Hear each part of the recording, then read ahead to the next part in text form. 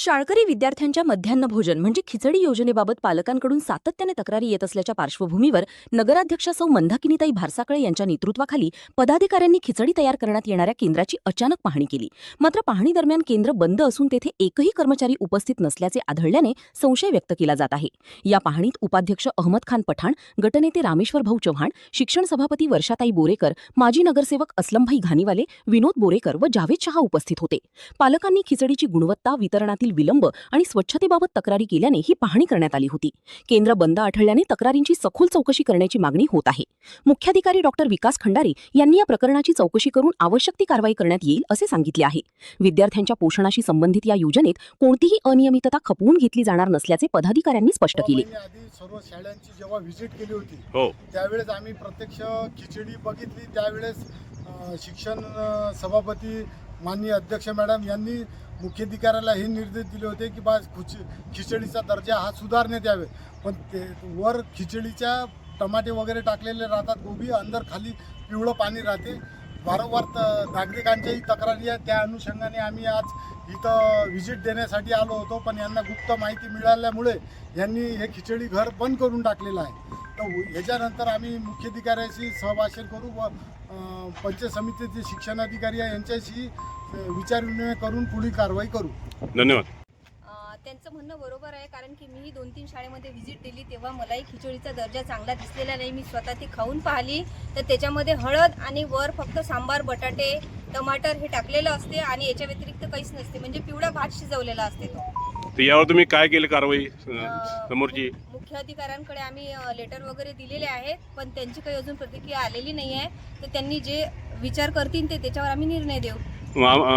सूत्राकडून आम्हाला अशी माहिती मिळाली आहे की तुम्ही 4 महिने अगोदर मुख्याधिकारी साहेबाला निवेदन दिलं होतं किंवा जे काही तुमचं लेटर हेड आहेत त्यावर तुम्ही त्यांना दिलं का तुम्ही याची मीटिंग घेऊन याला मार्गी लावा. तर यावर काय कारवाई त्यांनी केलेली आहे? त्यांनी अजून सध्या याच्यावर काहीच कारवाई केलेली नाही आहे. त्यांना आम्ही सांगितलं, ते म्हणे पाहू म्हणे पुढच्या याच्यामध्ये. आता याचं काय समोरचं पाऊल राहणार आहे तुमचं? आता याची आम्ही दक्षता घेऊ आणि आम्ही स्वतः याची काय दखल घेऊ आणि त्याची काय करायचं आहे कारवाई आम्ही त्याच्यावर करू. आता तुम्ही जे आहे खिचडीच्या ठिकाणी आलेले आहे तर तुम्हाला काय इथं तुमच्या निर्देशानात आलेलं आहे? आमच्या निर्देशात असं आलेलं आहे की खिचडीचं सध्या बंद झालेलं आहे. तसं पाहिलं तर हे बंद व्हायला नाही पाहिजे, कारण की 2-3 शाळा दुपारच्या सुद्धा आहे. तर त्याच्यामध्ये खिचडी वाटप 1:30च्या नंतरच होतो. तर ते आता सध्या बंद आढळलं आम्हाला. यावर काय कारवाई राहणार आहे तुमची? पुढे निर्णय घेऊ आम्ही. साहेब, सर्वप्रथम माझा प्रश्न असा आहे, शिक्षण सभापती मॅडम यांनी तुम्हाला एक आढावा बैठक करिता पत्रव्यवहार केलं होतं. त्या पत्रव्यवहाराचं काय झालं आणि हे आढावा बैठक घेण्यात आली का?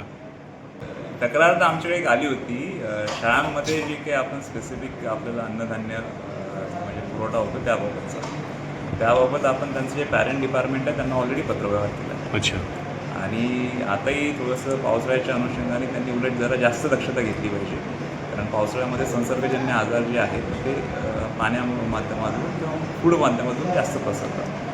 तर आता जसं आपणही काही पदाधिकारी त्या ठिकाणी व्हिजिट करून आले, त्या ठिकाणी जर सध्या जरी ते ज्या ठिकाणी तो स्वयंपाक बनतो ते जर बंद असेल, आम्ही आता इथून पुढे थोडीशी सरप्राईज व्हिजिट त्या ठिकाणी देणार आहे. सर, आम्ही जे आज काही पत्रकार बंधू शाळांना व्हिजिट केली तर त्या म्हणजे आम्हाला असं आढळलं की तिथं कोणतंही चौ रजिस्टर उपलब्ध नाही, विजिट रजिस्टर तिथं उपलब्ध नाही. यावर काय सांगाल तुम्ही? म्हणजे त्यांचं हे म्हणणं आहे की इथं कोणतेही वरिष्ठ अधिकारी इकडे येत नाही, पाहत नाही, काहीच नाही. ज्या बेसिक गोष्टी आहेत, ज्या रजिस्टर किंवा जे काही कागदपत्रे मेंटेन करायचं असते तर ती प्राथमिक जबाबदारी तिथले शिक्षक असतील किंवा तिथले मुख्याध्यापक असतील. शिक्षकांवर वॉच ठेवण्यासाठी वरिष्ठ अधिकारी म्हणजे तिथले मुख्याध्यापकच आहेत. ही प्राथमिक जबाबदारी त्यांचीच असते. ते जर नसतील करत तर मग आम्ही इथून आमच्या नगरपालिकेतून काही मग अधिकाऱ्यांना एक रँडम चेक करण्यासाठी तपासणीसाठी पाठवतो. आणि सर, माझा शेवटचा प्रश्न आहे, समोरचं तुमचं पाऊल काय राहणार आहे? म्हणजे आता एवढी तक्रारी पालकवर्गाची येत आहे, यावर तुम्ही खिचडी समितीचे अध्यक्ष आहेत, या नात्याने तुम्ही काय पाऊल उचलणार आहे त्यासमोर? आमच्या शाळेत येणाऱ्या विद्यार्थ्यांचं आरोग्य चांगलं राहावं ही पहिली प्राथमिकता आमची असते.